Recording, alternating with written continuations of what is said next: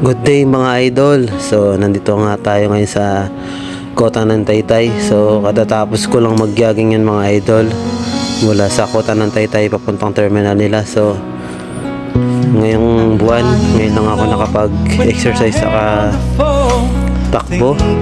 Medyo busy kasi. So ayan, napakaganda ng tanawin dito mga idol. Saka yung simoy ng hangin, napaka-presko. So dito lang yan sa gilid ng Kota ng Taytay. Yan, unat-unat baka may mga baradong mga ugat na kailangan i-unat-unat yun. So maraming salamat sa suporta sa panonood ng aking video. So shout out sa 600 plus na aking followers. So follow nyo lang po ako at pa-like and share na rin po. Yan, maraming salamat. Hanggang doon lang. Thank you and God bless mga idol.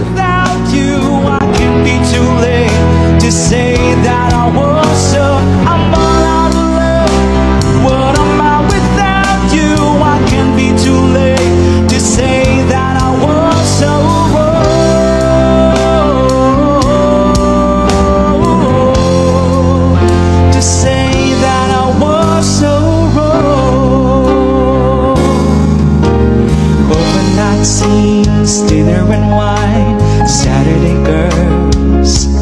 I was never in love, never had the time.